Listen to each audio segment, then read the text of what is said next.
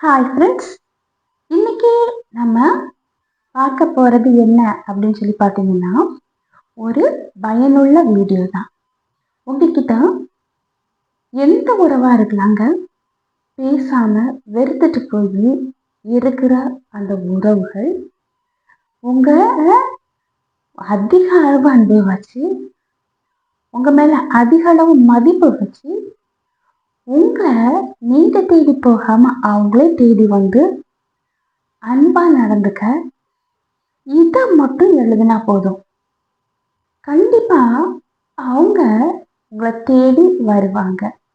இந்த பழக்கத்தை 15 நாள் நீங்க செய்யும் போது கண்டிப்பா அந்த உறவு உங்களை நோக்கி எவ்வளோக்கு எவ்வளோ வெறுத்துட்டு போனாங்களோ அவ்வளோக்கு அவ்வளவு அன்பா நீங்க தான் அவங்க வாழ்க்கையில முக்கியம் அப்படின்னு சொல்லி வருவாங்க.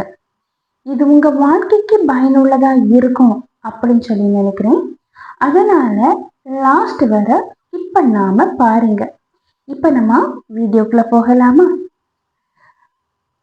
வாழ்க்கையில ரொம்ப ரொம்ப நேசிச்ச உறவு, ரொம்ப அன்பா இருந்த உறவு, ரொம்ப உயிரா இருந்த உறவு பேசாம வெறுத்த உடனே, விலகி போன உடனே எல்லாரும் பண்ணக்கூடிய ஒரு வேலை என்ன தெரியுமா? அவங்கள போய் கெஞ்சுறது.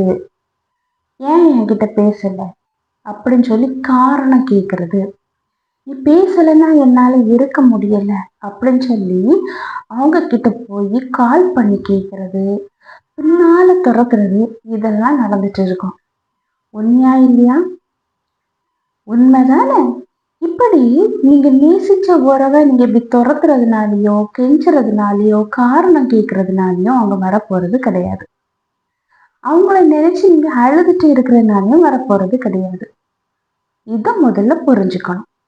நிறைய பேர் பண்றது, எப்படியாவது அவங்க நம்ம மனசு இறக்கப்பட்டு வந்து பேசிட மாட்டாங்களா அப்படின்னு சொல்லி நினைச்சுதான் போய் கெஞ்சுறது எல்லாம். இதெல்லாம் இன்னைக்கு ஒரு ஃபுல் ஸ்டாப் வைக்கணும். இதுக்கெல்லாம் ஒரு ஃபுல் ஸ்டாப் வச்சுட்டு நான் சொல்ற அந்த விஷயங்கள், அந்த பழக்கங்களை நீங்க உங்க வாழ்க்கையில லைஃப் ஸ்டைலா கொண்டு வாங்க.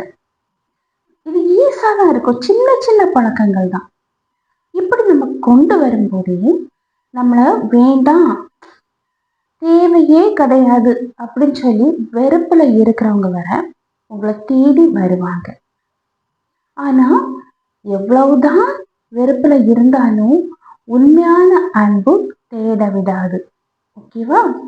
உண்மையா அன்பு வச்சிருக்கவங்க இந்த விஷயங்களை நீங்க செய்யும் போது ஆட்டோமேட்டிக்கா தேடி வருவாங்க. ஓகே, இப்போ நீங்க இவ்வளவு நாளும் கெஞ்சிட்டு இருந்திருப்பீங்க, இவ்வளவு நாள் அவங்ககிட்ட காரணம் கேட்டிருப்பீங்க, ஃபோன் பண்ணியிருப்பீங்க. இதெல்லாம் பண்ணியும் எந்த ஒரு பிரயோஜனம் இல்லை அப்படிதானே? அப்படிங்கும்போது நீங்க அந்த கெஞ்சுறத ஃபோன் பண்றத எல்லாமே நிறுத்தின உடனே ஒரு நாள் பார்ப்பாங்க, 2 நாள் பார்ப்பாங்க. அவங்க நினைப்பாங்க, ஐயோ இவ்வளவு நாள் நம்ம பின்னால வந்தவங்க எதனால நம்மகிட்ட பேசல அப்படின்னு சொல்லிட்டு யோசிக்க தொடங்குவாங்க. நம்ம என்ன பண்ணுவோம்? அவங்க யோசிக்க டைமே கொடுக்காம எனி டைம் போய் கெஞ்சிட்டு இருப்போம். இப்போ அவங்களுக்கு யோசிக்க டைம் கொடுங்க. சரியா? கொடுத்தாச்சு. இப்போ அவங்க யோசிக்கும் போது நீங்க என்ன பண்ணணும் அப்படின்னு சொல்லி பார்க்கலாமா? இப்போ ஒரு நாள் ஃப்ரெஷ்ஷா தொடங்கிருச்சு. காலையில நீங்க எழும்புறீங்க. எழும்பின உடனே நம்மள எல்லாரும் என்ன பண்ணுவோம்? உடனே மொபைலை எடுத்து அங்க என்ன மெசேஜ் வந்திருக்கு, யாராவது மெசேஜ் அனுப்பியிருக்காங்களா, மெயில் அனுப்பியிருக்காங்களா அப்படின்னு சொல்லி பாக்குறீங்களா? உடனே அவங்க ஞாபகம் வரும். உண்மையா இல்லையா? உண்மை தானே? அப்போ அந்த மொபைலை எடுத்து பார்க்காதீங்க. காலையில எழும்பின உடனே இன்னைக்குள்ள நாள் ரொம்ப ரொம்ப நம்ம வாழ்க்கையில நல்ல நாளா மாறப்போகுது அப்படின்னு சொல்லி பாசிட்டிவா யோசிங்க. இந்த நாளை நம்ம கண்டிருக்கோம்ல, பார்த்துருக்கோம்ல, அதனால நன்றி சொல்லுங்க. அந்த நாளுக்காக நன்றி சொல்லிட்டு எழும்பி அமைதியா உட்காருங்க. உட்கார்ந்து இருந்துட்டு நீங்க சாப்பிடும்போது எல்லாரும் என்ன பண்ணுவோம்? படப்படன்னு என்ன பண்ணுவோம்? சாப்பாடை சாப்பிடுவோம். அதுக்கு முன்னாடி என்னைக்குமே நீங்க இப்போ 7 மணிக்கு எழும்புறீங்கன்னா ஒரு 6:45 மணிக்கு எழும்பிடுங்க. எழுப்பிட்டு அந்த நாளுக்கெல்லாம் நன்றி சொல்லிட்டு இன்னைக்கு என் வாழ்க்கை நல்லா இருக்கும் அப்படின்னு சொல்லி பாசிட்டிவா யோசிச்சுட்டு சாப்பிடும்போது அந்த சாப்பாடை டக்கு டக்குன்னு அள்ளி போடாதீங்க. ரசிச்சு ருசிச்சு சாப்பிடுங்க. அப்பந்தான் அந்த டேஸ்ட் உங்களுக்கு தெரியும். உங்க மைண்டு பாசிட்டிவோட சந்தோஷமா ஃபீல் பண்ணி சாப்பிட தொடங்கும். அதனாலதான் நான் இதெல்லாம் சொல்றது. சின்ன சின்ன விஷயங்கள். சாப்பிட்டு முடிச்ச பிறகு ஒரு நோட் எடுங்க.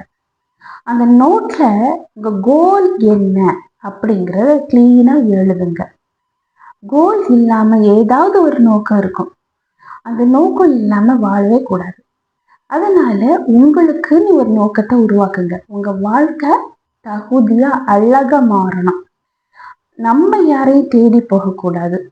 அவங்க நம்மளை தேடி வர வைக்கணும். அப்போ உங்களுக்குன்னு ஒரு குறிக்கோளை வச்சு அந்த குறிக்கோள் என்ன அப்படின்னு சொல்லி அதை எழுதுங்க.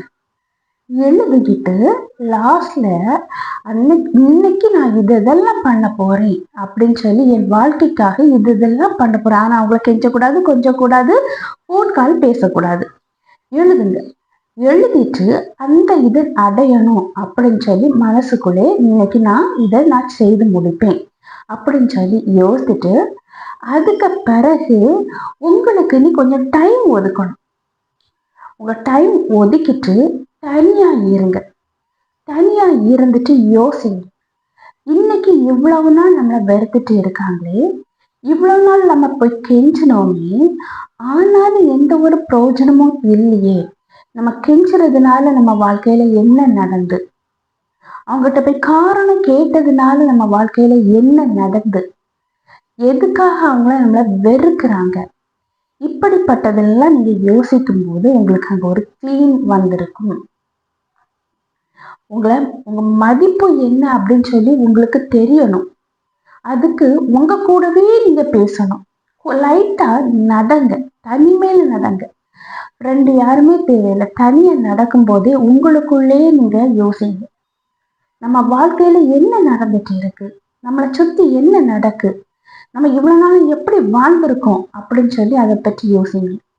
யோசிச்சுட்டு உங்களுடைய மதிப்பை உயர்த்தணும்னா என்ன பண்ணணும் அப்படின்னு சொல்லியும் யோசிக்கணும். யோசித்து அந்த மதிப்பு உயர்றதுக்கு நீங்க என்னென்னலாம் பண்ணணுமோ அதெல்லாம் நீங்க பண்ண தொடங்கணும். அதுக்கு பிறகு உங்க மனசுல ஏதோ ஒரு வெறுப்பு, ஏதோ ஒரு காயம், ஏதோ ஒரு வலி இருக்குன்னா அதே